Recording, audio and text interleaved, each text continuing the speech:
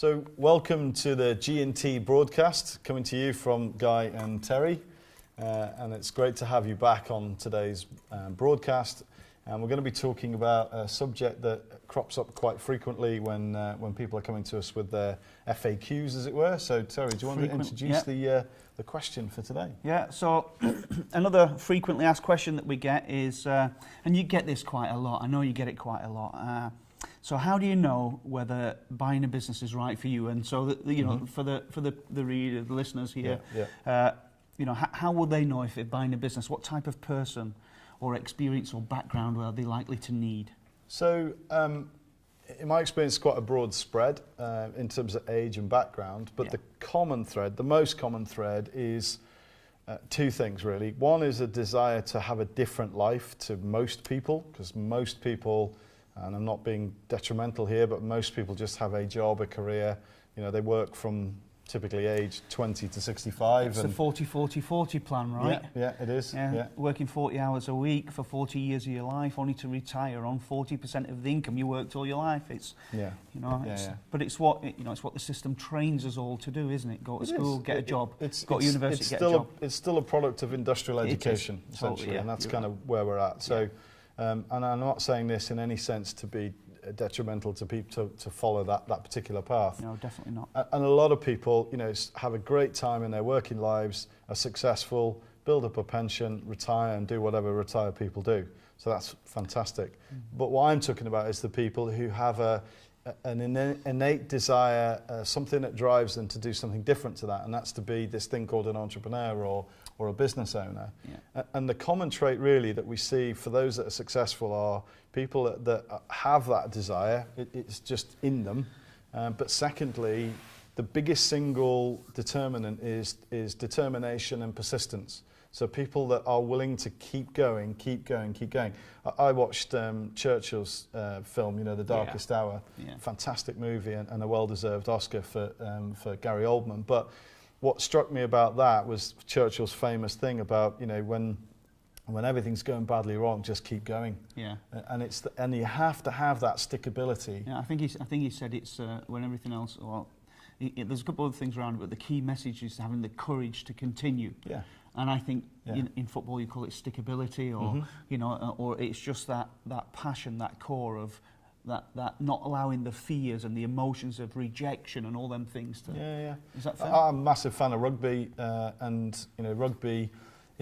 When you're in the team, it's about putting your body on the line, and you don't stop for you aim for 90 minutes. It's an 80-minute game, but you aim for 90 minutes, and you're going to keep going, and you keep going, and you keep going, and you're there to support your team and your players. And it's a good metaphor, I think, for business and buying companies. So that's the first thing. I think in terms of the specifics, what kind of knowledge, I guess, that people have. So, you know, there's no point pretending that you can come fresh out of college and do this. You have to have some experience in life, some commercial experience. But we do have people that are employees and decide, I'm going to do this because I want to get out of being an employee. They're less of those, but we've seen success with people wanting to do that. And that requires discipline, it requires focus, it requires a relentless commitment to the process, because you're going to do it part-time, basically. But we've seen success with that as well.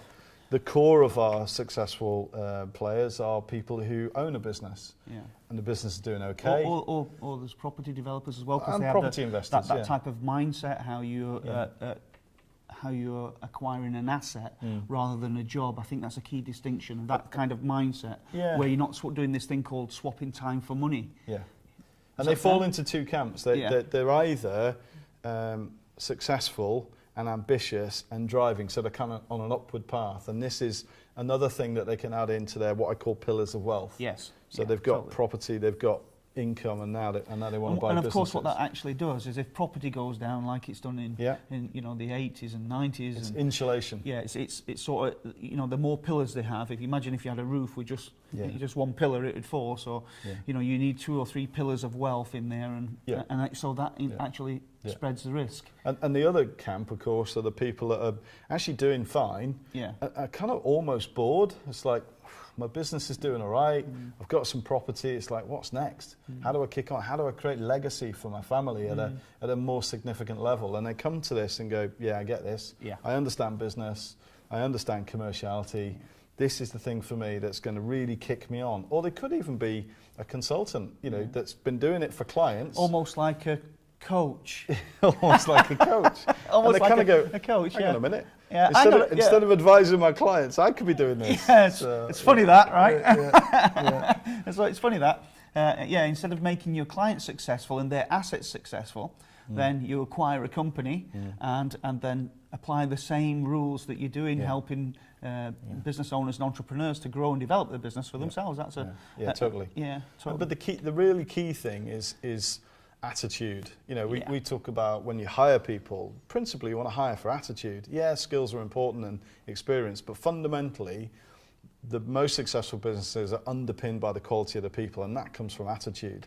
And you can't teach that.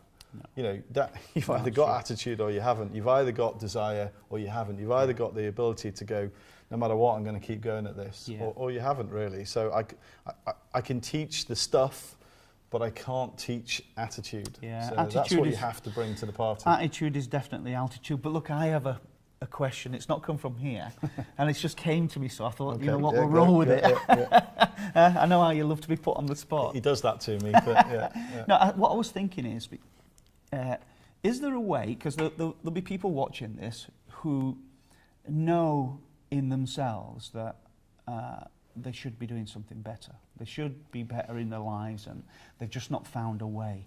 And even if they haven't got business experience, or but they've got a great attitude, is there a way in which they could learn this process, but then have like an MD go into a business and manage it? Is that kind of possible, do you think, or do they need to have these skills as well? Well, I think you need some knowledge, or at least have spent a bit of time studying the subject. Read books about business. If you haven't run a business, have a real interest in the subject. That is a typical trait of successful business owners.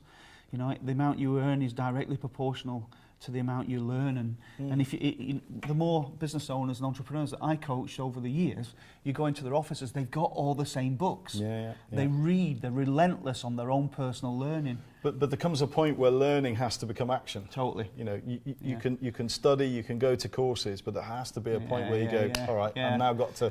The rubber has to meet the road. So you can't be. You can be into self-development, but not shelf development. And pretty much what that means is you buy all this stuff, it goes on the shelf, and you don't do squat with it. So to specifically answer your question, I think, and it's a key thing that we teach anyway, and those of you that have seen stuff I've put out there before, I've probably said this, the important thing in any business is a team sport. So you have to build a team around you. Now, you know, we talk about something called Wealth Dynamics, which is an analysis tool. And what I like about that, compared to other psychometrics and so on, is that the beauty of that is it tells you what you're not on the planet to do, where your strengths lie. But it's a great way to assess, okay, so the gaps in my innate abilities are these, and these. So, I'm rubbish at admin, so I find people to help me do admin. He's I'm right. not very good at tech either, but... Hence, I've got the phone reading the questions. But also, sort of... fine detail bores me, so I've got fantastic people who love fine detail.